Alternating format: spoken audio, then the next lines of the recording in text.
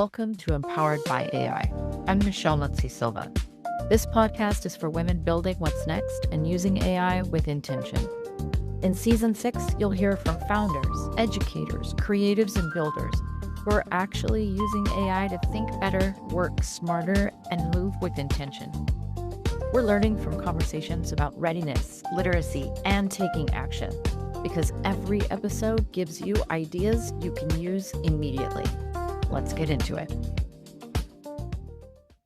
All right. We have Jelena with us today, and I am so excited to learn from you. And I want to give you just a minute to introduce yourself and tell us a little bit about how you came into working with AI. Thank you, Michelle. I'm so excited to be here with you today. Was really looking forward to this interview. So yeah, I'm Jelena. I've been working with AI since, let's say, 2023, when people started using ChatGPT, when generative AI became a thing. So my background is not in AI. My background is in training, corporate training specifically. I've been in that sphere for more than 10 years now. And overall, I've been in education for more than 15 years. So always focused on education. And that's where my interest for AI comes in. So working with people with teams, with individuals, as well as a coach, as a team lead, as somebody who develops training for people, I quickly understood that people need support to not only to use AI, but also to understand how to use it properly for their own life and work. And then also myself, I have been using it very extensively. I use it every day, of course. I'm pretty sure you do too, and many of our listeners as well. And it's just a natural need that exists to support people who may not be that comfortable with using AI, or who may not find those use cases that truly unlock those benefits. When we speak about the potential benefits in productivity, in doing things in a more streamlined way, or just in general being happier at workplace or in your life, being more supported with a thinking partner that AI can be as well. So yeah, that's my background, and that's how I came into AI. And because I love working with people and helping them grow, as well from the coaching perspective that I also bring into my work, this really seems as a natural progression in 2025 and 2026. Yes, and I know you often say that the real challenge isn't AI itself, but helping people feel confident and capable. What are you seeing right now? Where does that confidence most often break down for leaders or founders, and why do you think that happens? Very good question. So for specifically for leaders and founders, I think the biggest challenge right now is the noise and cutting through that noise that exists around AI. So if you're a leader or a founder, regardless of the size of your team or your organization, you are constantly bombarded with this information and like this new tool, this use case, this risk, this governance. There's so much to be thinking about and deciding on. And it's literally possible for many people I work with to make a decision that feels good because everybody is new at this. You, as a leader, you are used to bringing decisions from an internal sense of confidence and experience and maybe expertise in a specific field. But who of us feel truly confident about making decisions with it? This is something new for everybody. Even myself, work with people, help people adopt AI. But of course, like we are all new, relatively new to this sphere. So that is quite challenging, making decisions around where to invest your time and money, right? When it comes to AI. And I know you want to bridge three elements that you talk about: learning science, coaching psychology, and then AI enablement. So when organizations are struggling with adoption, which of those three is usually missing? What's happening to clue you into that? All three answers that I wish I could give. But if I had to pick, from my perspective, it's not, it is definitely AI enablement, but not in the sense of tools, helping people like use tools, AI tools. It's not about the technical component of AI enablement. It's more so about this cognitive component, which is human skills and learning how to work with AI. This is where I see a gap, that there's a lack of support, like structured support for people to actually evolve their skills as AI evolves as well.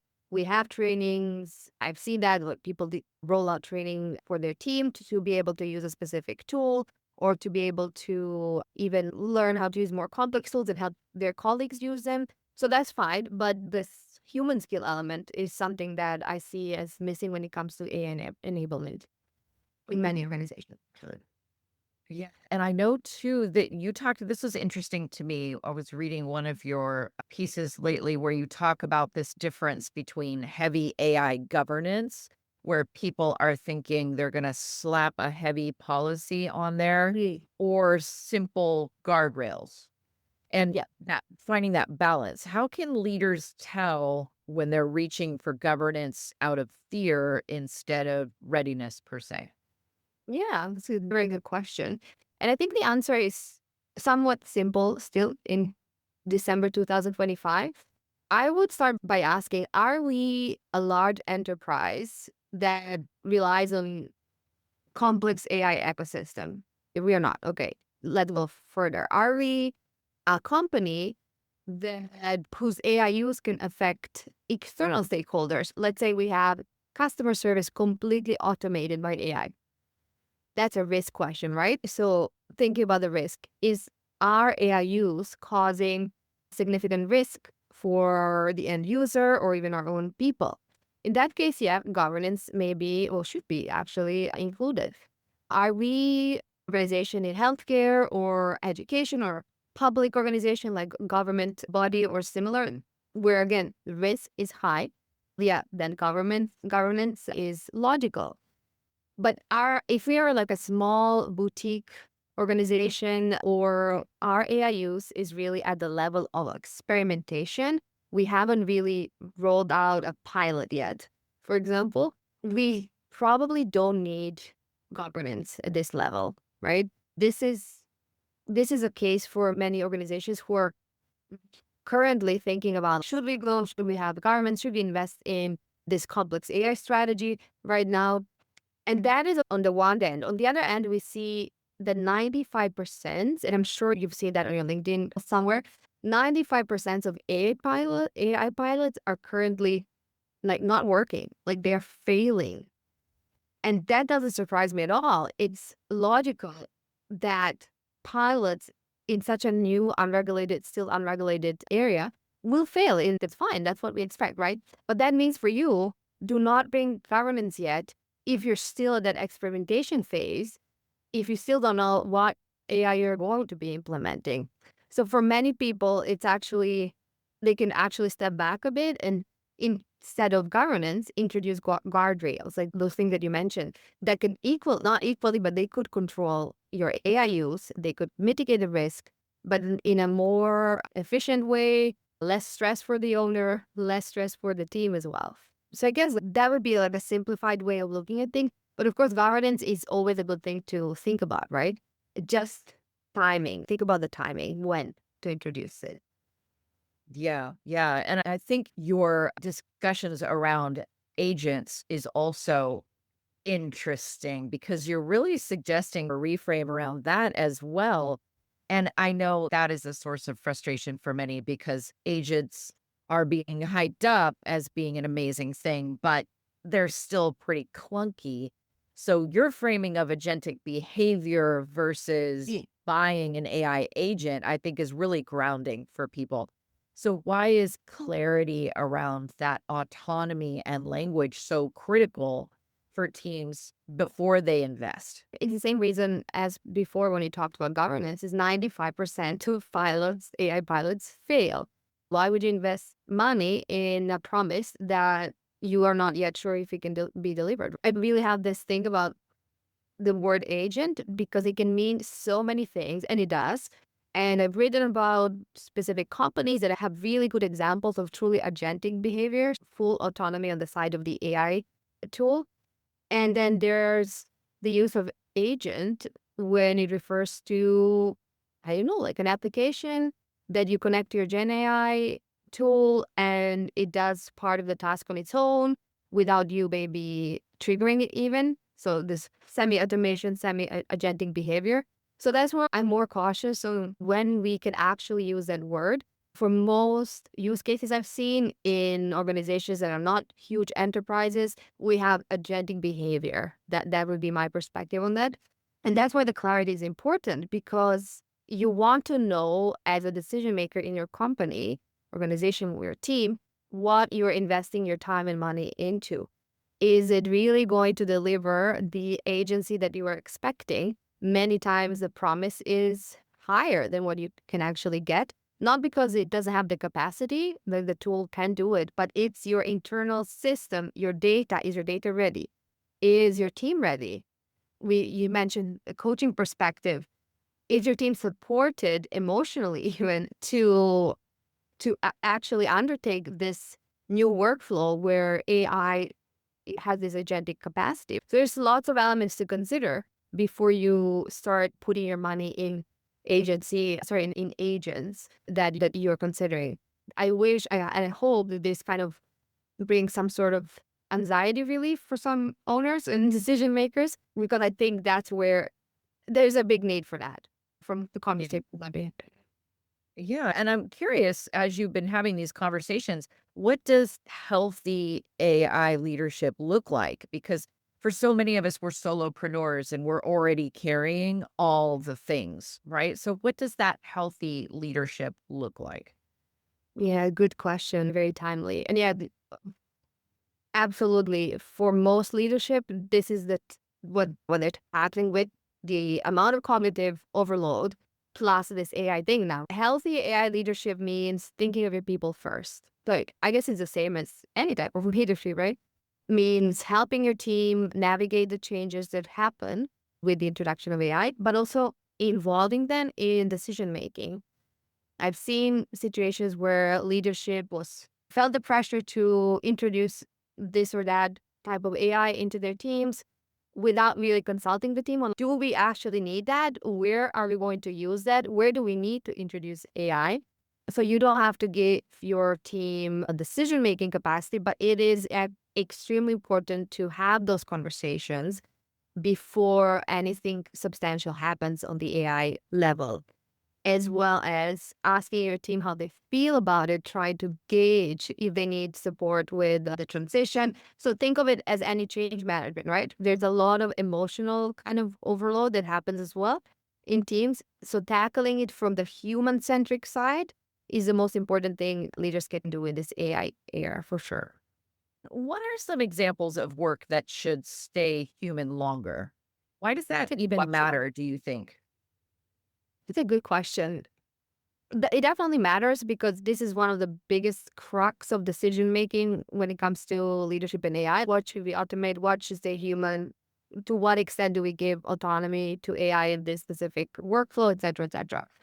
So that's why it's important. What should stay human is definitely decision making when it comes to things that are deeply contextualized. So think of creating a strategy for your company, like your sales strategy, your marketing strategy, or your operations strategy, whatever. These things are deeply contextualized in your company's culture, mission, values, even like the current state of the team, your resources, etc. While you can feed this context to different Gen AI tools, for example, or you can have those dashboards that show you numbers, etc., you as a leader have this intuition, I would say, even that your AI tool or ecosystem may not still have because it's not that sophisticated yet. So that's where making those decisions from a place of I know what matters should stay human still. I don't know if that is concrete enough, but I'm sure that many listeners will relate with some specific example from their own life. Yeah, I'm sure it's incredibly personal and dependent upon the Mm. business. And I think for women leaders, women entrepreneurs navigating AI without a big team or a tech department, What do you think is a mindset shift that can help with the overwhelm? That can help Mm, maybe restore a little bit of a sense of control? that's a very good question. I deeply care about this question, especially because the statistics show that women use AI less than men. This is statistically proven.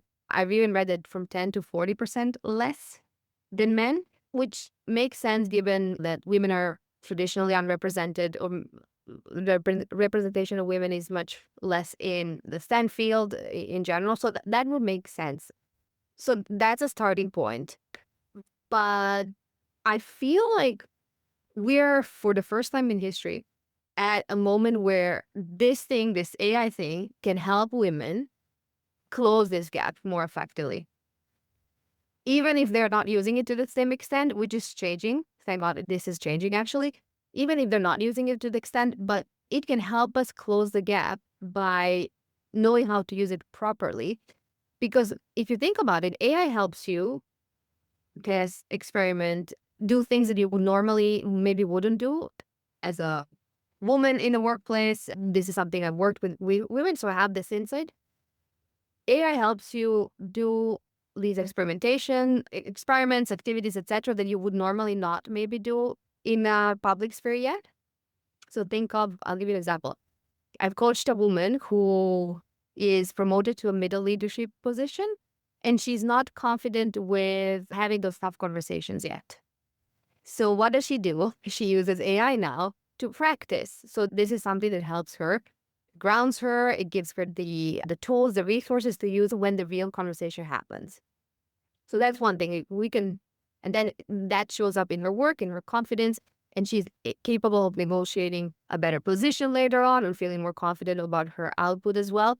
So that's just one micro example of how AI can help women navigate those gaps a bit better. So that's a mind frame reset. If we take it as a good opportunity for us to take the opportunities that we traditionally maybe were more hesitant to take as women in the workplace, and to use it as a safe place to practice and have a thinking companion as well. I think that opens a lot of doors for closing that gap. Yeah, yeah. Now, for this final part of the interview, we're hoping that you can walk us through a simple, maybe practical exercise that listeners can do this week. Maybe defining one clear AI guardrail or mapping a task by level of autonomy. Are you interested in maybe get walking us through something? That would be fantastic. Gosh, let me see what it could be. It could be, let's do what I do with my clients as well, which is that first part where we decide whether a task is worth automating. Will we ask AI to execute for us? We ask it to maybe start a task, to draft it? Or will we ask it to just be a thinking partner before we start doing the work as humans? So that's a very simple process. If you spend a few days, let's say a week, monitoring how you do specific things that you do, the tasks that you perform daily, either as a team or as an individual, write down the actual steps that happen. So even like your own step of I'm in the shower and I'm thinking about how to start this presentation, or how do we even address a specific situation that is happening in the team right now, or how do we analyze this output? How do we analyze if something is matching against the KPIs or whatever task it is that you're facing this week? Think about, when does this task start and what am I using? What context, what knowledge am I using to start even thinking about this task? And then as it moves on, map down all the steps that happen in your head and outside of your head as well. What are people doing? What are you doing? And what is the output of that? Once you have this mapped out, then it's a time to sit down and think, okay, which of these can we actually have AI do for us? Like, start from there. What can be automated? And the leading question to determine that is, one level of human judgment, of complexity, it requires in order to be executed successfully. So if it's something like writing an email, with all the information that it has, with all the context, etc. So we are safe. We can safely delegate that to AI, and we can rely that it writes that email correctly. What we cannot rely on, that it uses the exact tone that we want, or that it maybe notices a specific, I don't know, political delicacy, something that is really only human to notice. So these things we cannot have AI do for us, but we at least know that it can draft, right? It can draft an email, then we can look at it. Or we can feed it context, etc., etc. But again, if it's a very high stake assignment, you still want people to be there monitoring what happens with AI. So once you decide what can be truly automated, what can AI can do instead of you, then you move on to where can AI start a task, like where it can actually give me this, save my time by making a start. And for many people do this with 90% of work that they do simply because it lowers the tension and the anxiety around starting to do something that feels so overwhelming in their heads. You've probably been there. I've been there myself when you procrastinate a thing because, oh, it's such a huge thing I have to finish. So, but it is good to think about, am I starting this with AI because it lowers my anxiety, or is it because this is really truly the right thing to do with this specific task?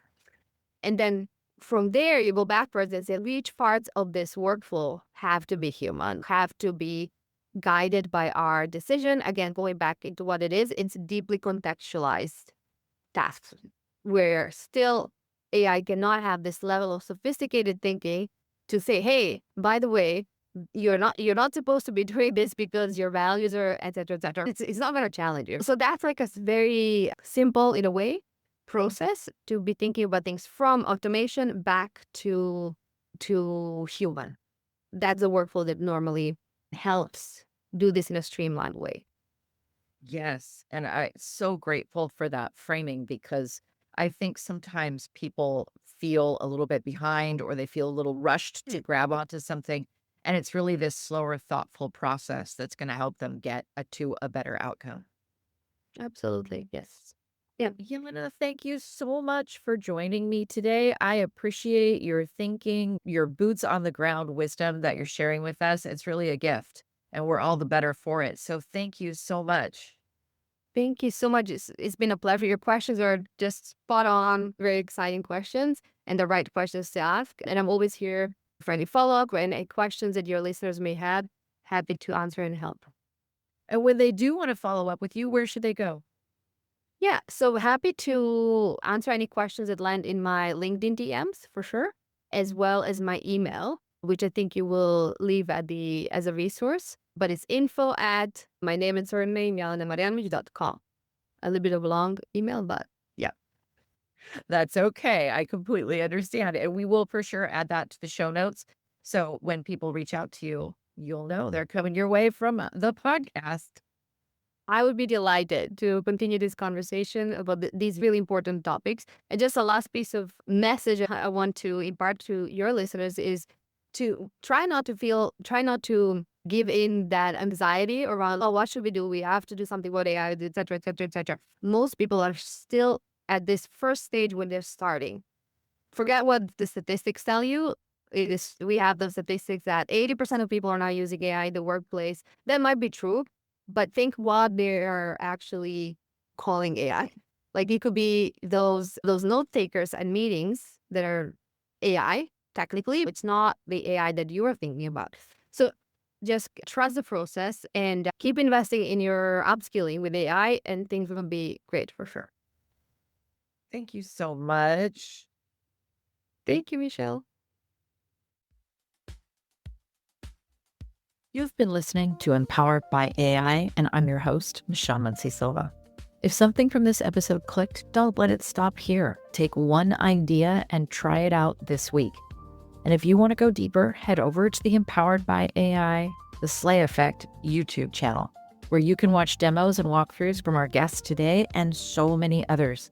Like, subscribe, and join us there so you don't miss out on what's coming next. All the links and resources are in the show notes. I'll see you next time.